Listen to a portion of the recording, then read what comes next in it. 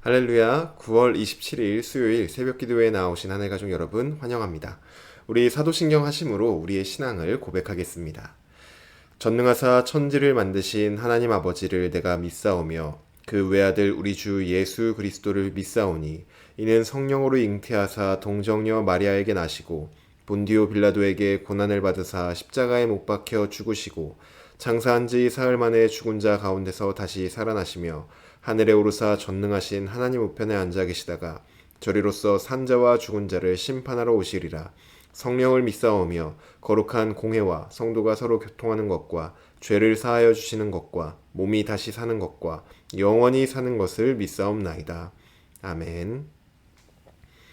찬송가 200장 달고 오묘한 그 말씀 함께 찬양드리겠습니다. 찬송가 200장 달고 오묘한 그 말씀 함께 찬양드리겠습니다. 찬송가 200장입니다. 달고 오묘한 그 말씀 생명의 말씀은 귀한 그 말씀 진실로 생명의 말씀이 나의 길과 믿음 밝히 보여주니 아름답고 귀한 말씀 생명샘이로다. 아름답고 귀한 말씀 생명샘이로다. 귀한 주님의 말씀은 내 노래 되도다. 모든 사람을 살리는 생명의 말씀을 값도 없이 받아 생명길을 가니 아름답고 귀한 말씀 생명샘이로다. 아름답고 귀한 말씀 생명샘이로다. 널리 울리어 퍼지는 생명의 말씀은 마음의 용서와 평안을 골고루 주나니 다만 예수 말씀 듣고 복을 받네. 아름답고 귀한 말씀 생명샘이로다. 아름답고 귀한 말씀 생명샘이로다. 아멘. 오늘 우리에게 주신 하나님 말씀은 열왕기상 9장 10절에서 28절까지 말씀입니다. 오늘 우리에게 주신 하나님 말씀 열왕기상 9장 10절에서 28절까지 말씀입니다. 제가 가진 성경 구약 성경 528쪽에 있습니다.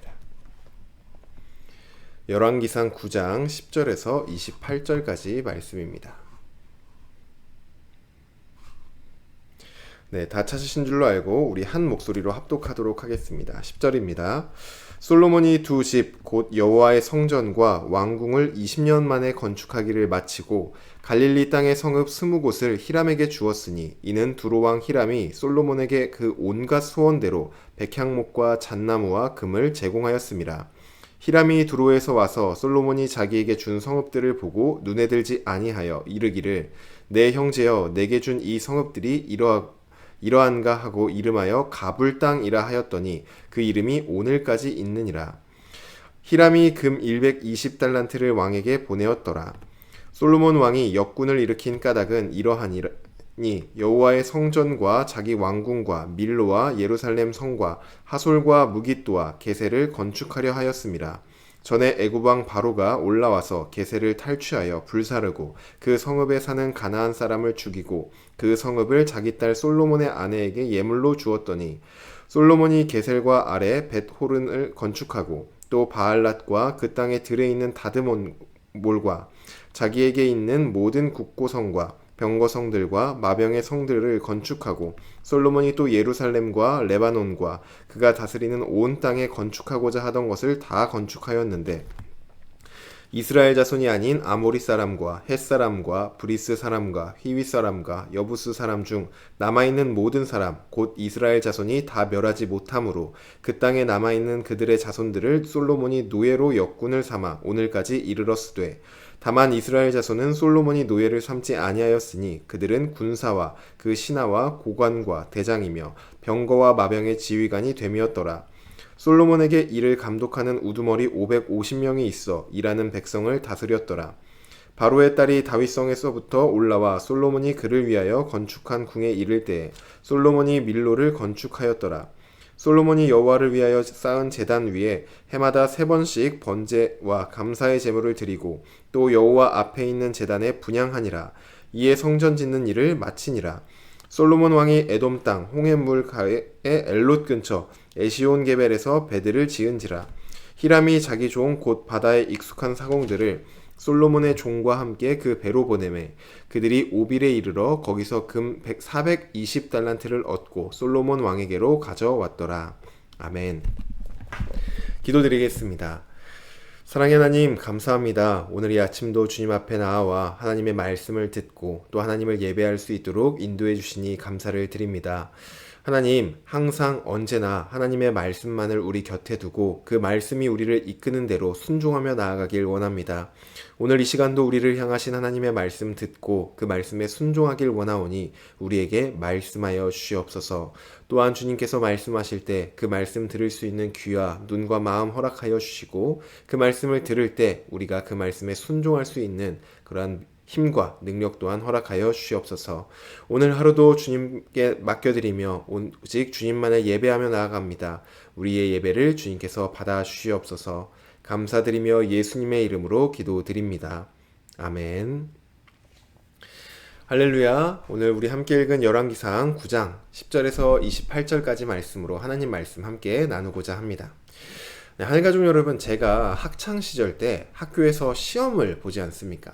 이렇게 시험 기간 때 보면 공부를 잘하는 친구와 또 공부를 잘하지 못하는 친구의 차이점이 한 가지 있었습니다. 그 차이점이 무엇이냐면 시험 문제를 다 풀었을 때 공부를 잘하는 친구들은 아무리 그 문제가 쉬웠어도 혹시 내가 실수한 것은 없는지 다시 한번 자신이 풀었던 문제와 또 답안을 검토하는 것이었습니다. 반면에 공부를 잘 하지 못했던 친구들은 시험 문제를 푸는 즉시 엎드려 잠에 들었었습니다. 제가 갑자기 학창시절 시험 기간 때 있었던 일들을 말하는 이유가 있습니다. 우리 인생이 바로 이 시험 때에 공부를 잘하는 친구와 같아야 되기 때문입니다. 무슨 말이냐 하면 우리 인생이 큰 문제 없이 잘 지내는 것 같은 그러한 순간이 찾아왔을 때 우리 인생을 점검해 봐야 한다는 것입니다. 모든 것이 다 잘 풀리고 또 큰 문제가 없는 그 순간이 우리에게 어찌 보면 가장 위험한 순간일 수도 있습니다.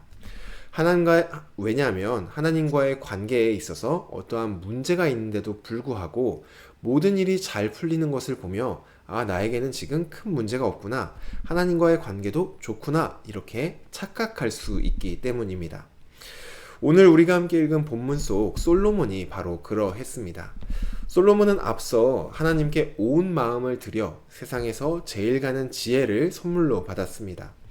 하나님을 향한 마음으로 성전도 건축하였고 하나님 앞에서 온 마음을 다해 살 것을 다짐하기도 했습니다.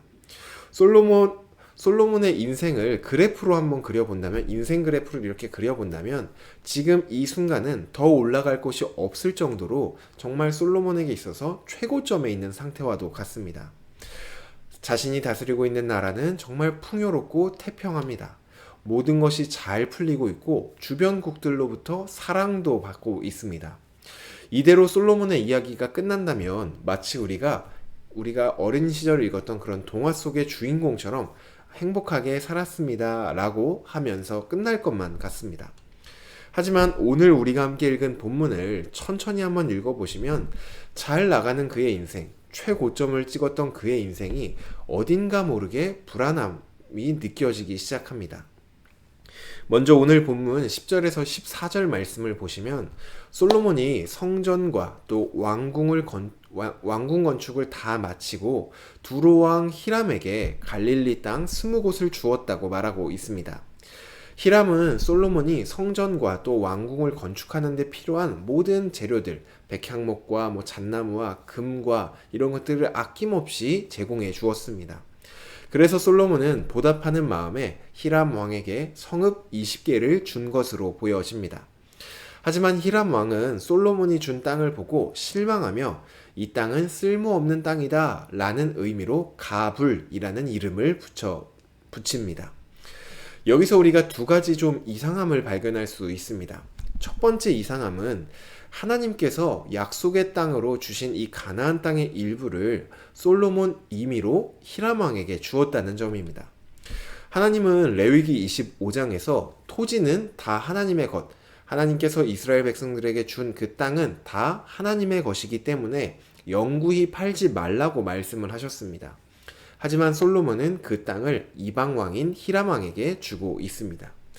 두 번째 좀 이상한 점은 솔로몬은 자신에게 무한한 호의를 베풀었던 이 히람 왕에게 가불이라고 불리는 쓸모없는 땅을 대가로 지불했다는 것입니다.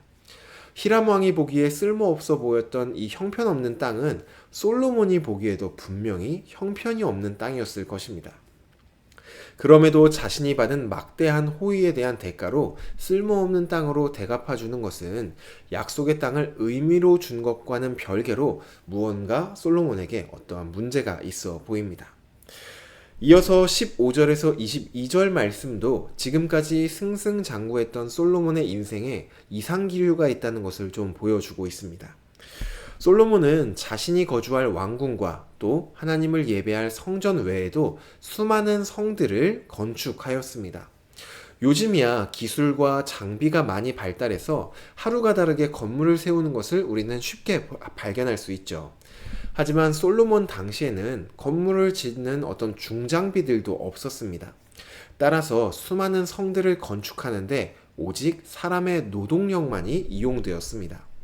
그래서 솔로몬이 이용한 방법이 바로 노예를 이용하는 것이었습니다. 그 노예는 오늘 본문 20절을 보면 이스라엘 사람이 가나안 땅을 점령하면서 다 멸하지 못했던 아모리 사람, 헷 사람, 브리스 사람, 히윗 사람, 여부스 사람 중 남아있던 사람들의 자손들이었습니다. 솔로몬은 그들을 노예로 삼아 이스라엘의 여러 성들을 건축하는 데 사용하였던 것이죠. 15절 말씀을 보면 솔로몬이 이런 노예를 부린 까닭이 무엇인지를 설명하려고 합니다. 그리고 그 이유가 이 노예를 부렸던 까닭은 수많은 건축물들을 짓기 위해서 수많은 인력이 필요했고 그 인력을 이 가나안 땅에 남아있던 사람들로 채웠다는 것입니다. 하지만 우리는 이미 창세기부터 읽어왔다면 알고 있는 사실이 한 가지 있죠.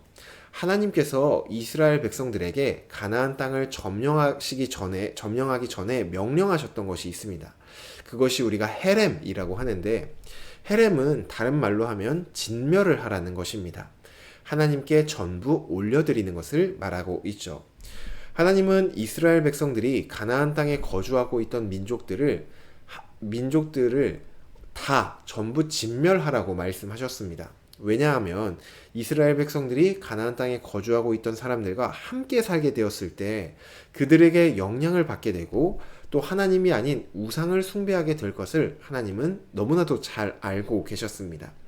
그래서 가나안 땅에 들어가기 전에 그들을 다 진멸하라고 말씀을 하셨던 것이죠. 하지만 여호수아 시대에 이스라엘이 이 가나안 땅을 점령하면서 그 주민들을 전부 진멸하지는 못하였습니다. 그 남은 자들이 이 솔로몬의 시대에도 여전히 그 자손들로 남아 있었던 것이죠. 이전에는 군사력이 약하여 남은 자들을 해결할 수 없었다 하더라도 지금 현재 이 솔로몬에게는 그들을 내쫓거나 그들을 진멸할 힘을 가지고 있었습니다. 그럼에도 솔로몬은 그들에게 그렇게 하지 않고 건물을 짓는 노예로 사용합니다. 저는 이 본문이 하나님의 명령에 있었음에도 어쩔 수 없었다라는 솔로몬의 핑계처럼 보여집니다.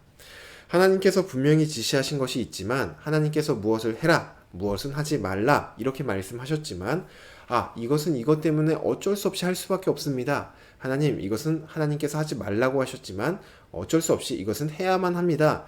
이렇게 자신의 상황과 또 이런 핑계를 대면서 하나님의 말씀을 이렇게 거절하고 있는 것처럼 보여집니다. 이처럼 세상에서 제일 가는 지혜를 가지고 하나님의 뜻을 분별할 수 있었던 이 솔로몬에게도 하나님의 뜻이 무엇인지를 분명하게 분별하지 못하는 이러한 모습이 서서히 보여지고 있는 것이죠. 이어서 나오는 23절에서 28절 말씀도 비슷합니다. 25절을 보시면 솔로몬이 1년에 하나님께 3번씩 번제와 감사 제물을 드렸다고 말하고 있습니다. 이것만 보면 그래도 여전히 솔로몬이 하나님과의 관계를 잘 지키며 잘 하고 있구나, 우리가 솔로몬에 대해서 오해를 하고 있었구나 라는 생각이 들기도 합니다. 하지만 16절과 24절을 보시면 솔로몬은 하나님을 향해 제사를 드리면서도 이방인이었던 애굽의 공주와 결혼을 하였습니다. 애굽의 공주와 결혼을 하는 데에서 우리는 두 가지 문제점을 찾아볼 수 있는데, 첫 번째 문제점은 솔로몬은 이 정략 결혼을 통하여 애굽과 우호적인 관계를 맺으려고 했다는 것입니다. 당시 문화에서 왕이 다른 나라의 그 자녀들과 결혼을 하여 서로 우호 관계를 맺는 것은 당시의 문화에서 너무나 흔한 일이었기 때문에 별 문제가 없어 보일지도 모릅니다. 하지만 이 일 내면에는 국가의 안전을 위해 하나님이 아닌 외부의 힘을 의지하고 있는 것을 보여주고 있습니다. 또한 하나님께서는 신명기에서 이스라엘의 왕은 많은 아내를 두지 말라 이렇게 명령을 하셨습니다. 여기서 많은 아내는 이방인 아내도 포함됩니다. 하나님께서 이것을 금하신 이유는 왕이 다른 우상을 섬기는 아내를 맞이하였을 때 그 아내로 인하여 하나님을 향한 눈과 마음을 빼앗길 수 있기 때문입니다. 솔로몬은 하나님께서 이러한 것들을 금하셨다는 것을 모를 리가 없습니다. 그럼에도 이런 일들을 하는 것은 그의 인생에, 특별히 솔로몬과 하나님과의 관계에서 어떠한 문제점들이 생겨나고 있다는 것을 우리는 발견할 수 있습니다. 하지만 문제는 솔로몬은 지금 자신의 문제를 눈치채기가 어려웠다는 것입니다. 문제를 발견하기엔 지금 상황이 너무나 좋았기 때문입니다. 이스라엘은 지금 어느 때보다도 부유하고 막강한 힘을 가지고 있습니다. 솔로몬이 원하던 사업들은 지금 순차적으로 척척 진행되고 있습니다. 이처럼 모든 일들이 다 잘 풀리고 있는 가운데 자신에게 문제가 있다는 것을 발견하기란 매우 어려운 일이었을 것입니다. 그래서 하나님은 신명기 17장에서 이스라엘의 왕들은 평생 자기 옆에 율법서를 두고 그 말씀을 계속해서 읽어 하나님을 배우고 말씀대로 지켜 행할 것을 명령하셨던 것입니다. 이렇게 했을 때 왕은 하나님으로부터 좌로나 우로나 치우치지 않고 오직 하나님을 향해 바르게 걸어갈 수 있었기 때문이죠. 하늘가족 여러분, 우리 인생에 수많은 문제들이 있을 때 우리는 오히려 하나님을 의지하기 때문에 하나님과의 관계가 더욱더 깊어질 수 있습니다. 적어도 다른 길로 가지 않을 수 있습니다. 하지만 우리 인생에 특별한 문제가 없이 평탄함을 누릴 때 우리와 하나님과의 관계에는 보이지 않는 문제가 발생할 수도 있습니다. 문제는 우리 스스로가 그것을 눈치채지 못할 수 있다는 것입니다. 그래서 우리가 해야 될 것이 무엇이냐? 우리를 점검하는 것인데, 그 점검하는 방법이 바로 우리 곁에 우리에게 주신 이 하나님의 말씀을 두고 그 말씀을 통해 하나님을 날마다 배우고 하나님을 날마다 알아가며 스스로를 점검하는 것입니다. 말씀은 우리를 정확하게 진단합니다. 그리고 우리가 하나님으로부터 멀어지지 않도록 우리를 지켜줍니다. 우리는 이제 내일부터 긴 연휴를 앞두고 있습니다. 사실상 오늘 이제 일을 하시는 분들이라면 오늘 퇴근을 하시면 연휴가 시작된 것이죠. 이 긴 연휴 동안 그동안 쉬지 못했던 분들은 좀 쉼을 누리시길 바랍니다. 또한 그동안 특별히 가족들과 어떤 시간을 보내지 못하셨던 분들은 가족들과도 특별한 시간을 보내시면 좋겠습니다. 그런데 무엇보다도 이 연휴 기간 동안 우리가 이 말씀을 평소보다 더욱더 깊이 또 더욱더 오랜 시간 동안 묵상해 보는 시간을 가지시길 바랍니다. 물론 연휴가 더 바쁘신 분들도 계실 것입니다. 그럼에도 이번 연휴 때는 조금 더 이 말씀을 묵상하고 이 말씀을 읽는데 우리의 힘과 시간을 더욱더 내어서 한번 말씀을 가까이 해보는 시간으로 보내시면 좋겠습니다. 그리고 그러한 시간들을 통하여 말씀을 깊이 누리는 시간이 저와 여러분들에게 이번 연휴 동안 가득히 넘쳐 흐르기를 간절히 소원합니다. 또한 그러한 말씀 묵상을 통하여서 혹시나 내가 알지 못했던 하나님과의 관계에 있어서 혹은 나 자신과의 관계에 있어서 우리 이웃들과의 관계에 있어서 세상과의 관계에 있어서 어떤 알지 못했던 문제점들이 있는지를 발견하고 또 그것들을 균형 있게 다시 한번 성장시켜 나아가는 그러한 시간이 되는 저와 여러분 되기를 간절히 소망합니다. 주신 말씀 놓고 기도드리겠습니다. 사랑의 하나님, 감사합니다. 오늘도 우리에게 말씀하여 주시니 감사를 드립니다. 하나님, 우리는 너무나 연약하기 때문에 우리의 상황과 우리에게 주어진 환경에 의하여서 우리의 시선과 우리의 마음이 흔들릴 때가 있습니다. 하나님, 언제나 우리가 이 말씀 안에서 하나님을 배우고 하나님을 알아가는 그 모든 시간 가운데 우리의 눈과 우리의 마음이, 우리의 귀가 하나님으로부터 좌로나 우로나 치우치지 않을 수 있도록 날마다 우리에게 말씀하여 주시고 이 말씀을 통하여 우리를 지켜 보호하여 주시옵소서.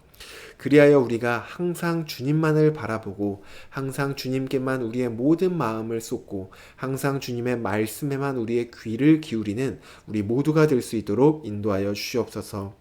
하나님, 연휴를 앞두고 있습니다. 이 연휴 기간 가운데 이전보다 더욱더 하나님의 말씀을 깊이 묵상하는 시간을 갖길 원합니다.